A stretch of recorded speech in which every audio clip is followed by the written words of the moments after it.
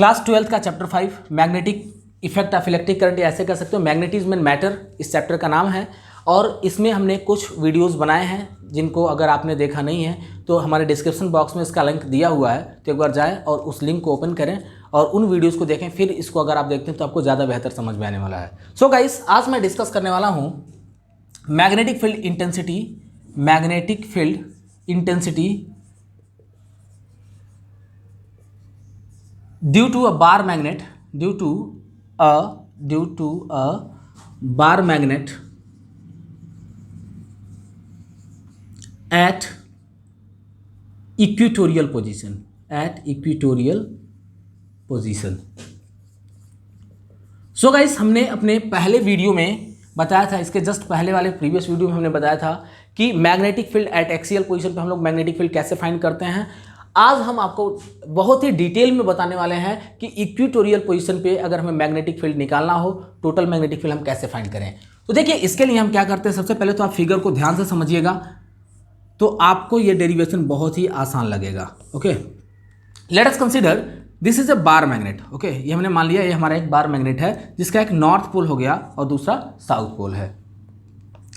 इस bar magnet का जो सेंटर है, इस सेंटर को हमने O मान लिया, ठीक है, क्योंकि हम जानते हैं कि बार मैग्नेट एक डाइपोल होता है, मैग्नेटिक डाइपोल जिसको कहते हैं, और इस डाइपोल का सेंटर हमने O मान लिया। ये हमारा पहला पॉइंट है, A मान लिया इसको, एंड दिस इज B। और इसका जो डाइपोल लेंथ है, डाइपोल लेंथ हमने कंसीडर किया 2L। Consider a point P at equatorial position of this dipole. Okay, dipole से इक्वेटोरियल पोजीशन पे है, यानी कि कह सकते हो कि पॉइंट A से जितने दूरी पर है उतने ही दूरी पर B से भी है ये पॉइंट P। और इस पॉइंट P पे हमें फाइंड करना है कि टोटल मैग्नेटिक फील्ड कितना होगा।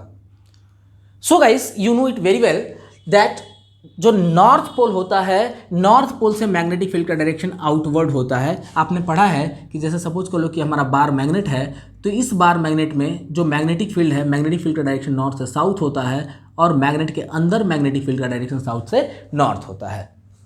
तो इस कॉन्सेप्ट को देखते हुए हम देख रहे हैं कि जो नॉर्थ पोल होगा, नॉर्थ पोल से मैग्नेटिक फील्ड आउटवर्ड डायरेक्शन में होगा, और जो साउथ पोल होगा, साउथ पोल से मैग्नेटिक फील्ड इनवर्ड डायरेक्शन में होगा, यानी कि कह सकते हो इधर साउथ पोल के टुवर्ड्स मैग्नेटिक फील्ड का डायरेक्शन भी होगा। इसको हमने बोला BA हमने कह दिया, क्योंकि magnetic field due two point A पर जो पोल है यानी कि नॉर्थ पोल है, इसके अकॉर्डिंग ये हमारा मैग्नेटिक फील्ड है। या इसको हम चाहें तो लिख सकते हैं BN लिख सकते हैं, एन मतलब बोले तो नॉर्थ पोल, और यह magnetic field due to south pole, जिसको हमने BS से रिप्रेजेंट किया। S हमने सफिक्स में लिखा है यहाँ पे। अब देखो, दोनों ही डायरेक्शन ना ही सेम है ना ही एक दूसरे के अपोजिट है, एंड हम जानते हैं कि जो मैग्नेटिक फील्ड इंटेंसिटी है वो एक वेक्टर क्वांटिटी होता है, और वेक्टर क्वांटिटी अगर दोनों एक दूसरे के जस्ट अपोजिट होगा तो उस कंडीशन में हम दोनों वेक्टर को सब्ट्रैक्ट करते हैं, और यदि वेक्टर क्वांटिटी एक दूसरे के सेम डायरेक्शन में होता है तो हम क्या करते हैं, ऐड करते हैं। तो सिंपली हम देख रहे हैं ना तो ये सेम डायरेक्शन में है ना ही एक दूसरे के अपोजिट डायरेक्शन में है, तो हमें इसे रिजॉल्व करना पड़ेगा, और रिजॉल्व करके इसके कंपोनेंट को हमें फाइंड करना होगा। जैसे सपोज कर लो कि यदि ये एंगल थीटा है, let suppose this angle is theta, ठीक है, ये एंगल थीटा है, तो इसका जो हॉरिजॉन्टल कंपोनेंट होगा, ये जो हॉरिजॉन्टल कंपोनेंट होगा ये वाला, ये क्या होगा, BN cos थीटा हो जाएगा। ओके, ये क्या हो जाएगा, BN cos थीटा हो जाएगा।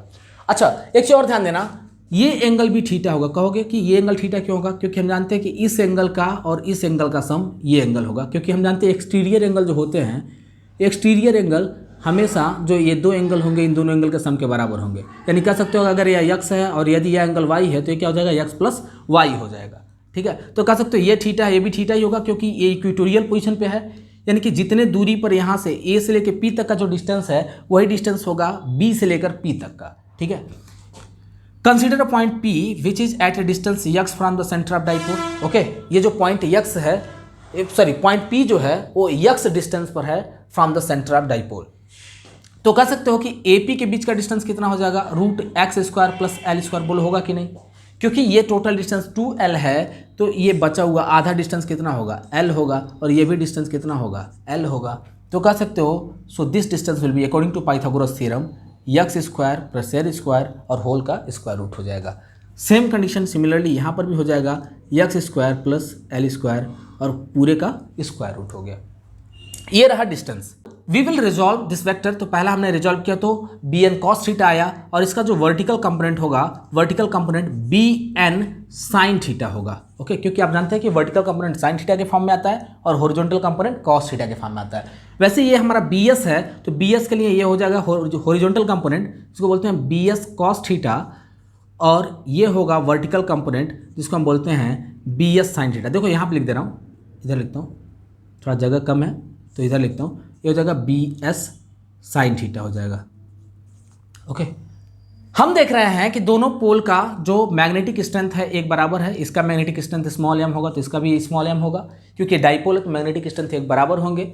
दूसरा, जो डिस्टेंस है ए से लेकर पी तक की जो दूरी है वही दूरी बी से लेकर पी तक की भी है, तो कह सकते हो कि ये जो मैग्नेटिक फील्ड होगा, मैग्नेटिक फील्ड का वैल्यू सिमिलर होगा, यानी बी एन साइन थीटा और B S sine theta cancel हो जाएगा, क्योंकि एक दूसरे के जस्ट अपोजिट है और इनका मैग्नीट्यूड एक बराबर है। तो कह सकते हो डायरेक्शन अपोजिट होने के कारण both will cancel to each other. और यहाँ पे बी एन कॉस थीटा और बी एस कॉस थीटा दोनों एक दूसरे के सेम डायरेक्शन में है, तो here magnetic field at equatorial position will be equals to B N cos theta plus B S sine theta. Okay, sorry, B S cos theta होगा यहाँ पे, B N cos theta plus B S cos theta, ये होगा हमारा total magnetic field. But आपने यहाँ पे देखा कि जो बी एन कॉस थीटा है, B N cos theta is equal to B S cos theta, B S cos theta, तो इस पूरे वैल्यू को हम सपोज कर लेते हैं बी कॉस थीटा। ओके, इसको हमने क्या मान लिया, बी कॉस थीटा, क्योंकि दोनों ही वैल्यू एक बराबर थे। अब देखते हैं, यहाँ पे मिल जाएगा बी इक्वेटोरियल, यानी कि magnetic field at equatorial position, यहाँ पे लिख सकते हो बी कॉस थीटा, तो यहाँ पे मिलेगा आपको बी कॉस थीटा प्लस यहाँ पे भी मिलेगा बी कॉस थीटा। ओके, तो यहाँ पे भी बी कॉस थीटा हो गया। Now B equatorial will be equals to 2b cos theta. Okay, क्या मिल गया, 2b cos थीटा। आपने ऑलरेडी पढ़ा है कि इस मैग्नेटिक फील्ड की वैल्यू होती है mu naught upon 4 pi into small M by R का स्क्वायर। आर क्या था, डिस्टेंस था। यहाँ पे इस मैग्नेटिक पोल से लेकर इस पॉइंट पी तक की दूरी कितनी है, root X square plus L square, तो यहाँ पे क्या रख लोगे, root X square plus L square इस आर के जगह पे, और पूरे का स्क्वायर रूट है तो स्क्वायर रूट लगाओगे और उसका स्क्वायर कर दोगे, तो यहाँ पे मिलेगा बी इक्वेटोरियल बराबर 2 into mu naught upon 4 pi into, देखिएगा यहाँ पे m है, मैग्नेटिक स्ट्रेंथ m रख लिया, लेकिन ये जो डिस्टेंस है, डिस्टेंस r के जगह पे हम कितना रखेंगे, root X square plus L square, तो यहाँ पे मिल जाएगा root X square plus L square और पूरे का होल स्क्वायर हो जाएगा into cos theta. As you know cos theta is equals to होता है बेस अपॉन हाइपोटेनस।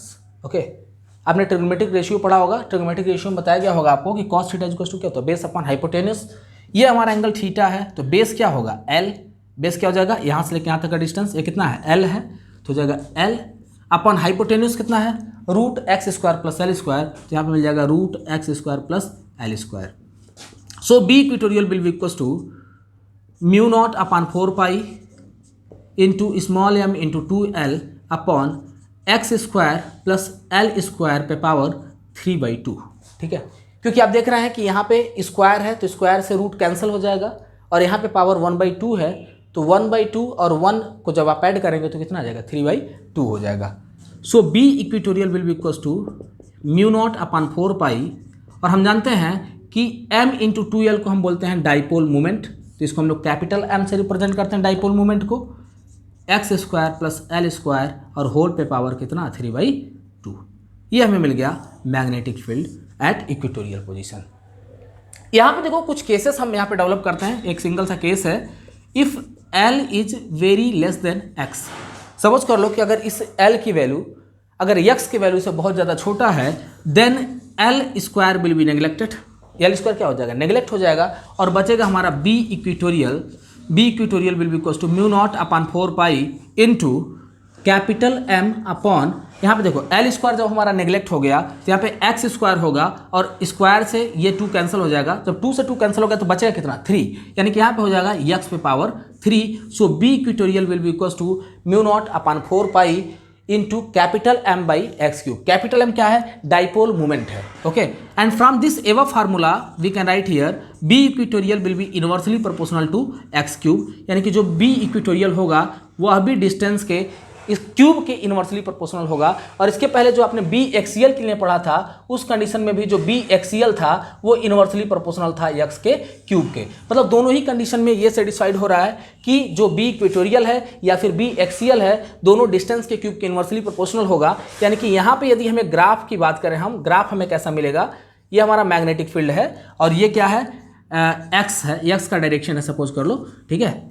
ये डिस्टेंस है। तो इस कंडीशन में जो हमें ग्राफ मिलेगा वो ऐसे हाइपरबोला शेप का मिलेगा, ठीक है। तो देयरफॉर कह सकते हो कि बी इक्वेटोरियल एक्स क्यूब के इन्वर्सली प्रोपोर्शनल है। So we can write here it graph will be hyperbola, ठीक है। ग्राफ कैसा मिलेगा, हाइपरबोला मिलेगा। जल्दी से इसको नोट करो फिर आगे बढ़ते हैं।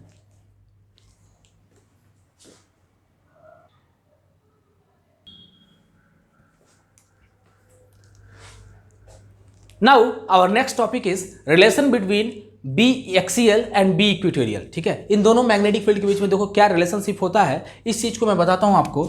As we know that B axial is equal to होता है, बी एक्सियल बराबर होता है mu naught upon 4 pi into 2m upon x cube. 2m क्या है, m क्या था, डाइपोल मोमेंट था, ओके। m क्या था, डाइपोल मोमेंट था। And B equatorial is equal to देखिए क्या मिल जाएगा, B equatorial is equal to मिलेगा mu naught upon 4 pi into capital M by X cube. क्योंकि हमने स्मॉल m से डाइपोल स्ट्रेंथ को हमने रिप्रेजेंट किया था, इसलिए हमने यहाँ पे मैग्नेटिक डाइपोल मोमेंट को हमने कैपिटल M से रिप्रेजेंट किया है। आप अगर पीछे हमारा प्रीवियस वीडियो देखे हैं तो उसमें हमने बताया है एक्सियल के लिए, और इक्वेटोरियल के लिए तो अभी जस्ट मैंने बताया है, इस चीज़ को डिराइव कराया है, mu naught upon 4 pi into m upon x cube. This is our first equation and this is our second equation. On dividing equation first by second we get, on dividing equation first यानी कि first equation को क्या करो, second equation से divide कर दो, we get, देखिए क्या मिल जाएगा हमें। पहला इक्वेशन क्या है, बी एक्सियल इज इक्वल्स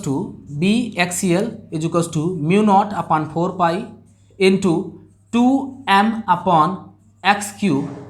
यहाँ पे देखो बी एक्सियल को बी इक्वेटोरियल से डिवाइड करना है और यहाँ पे डिवाइड कर दो mu naught upon 4 pi into capital M upon x cube से, ठीक है। Mu naught upon 4 pi, mu naught upon 4 pi को मार दिया, m ने m को मार दिया और एक्स क्यूब ने एक्स क्यूब को, ठीक है। तो देखो जरा बचा क्या, यहाँ पे सिर्फ बचा है 2, यानी कि B axial will be equals to 2 into B equatorial, okay. यानी कि आपने देखा कि सेम डाइपोल की बात करें, सेम डाइपोल पे का जो मैग्नेटिक फील्ड होगा उसके एक्सियल पोजीशन का जो मैग्नेटिक फील्ड होगा वो इक्वेटोरियल पोजीशन के मैग्नेटिक फील्ड के डबल होगा for same distance, okay. So guys आज के लिए इतना ही, मिलते हैं आपसे अपने अगले वीडियो में, तब तक के लिए विदा लेते हैं। Thank you guys.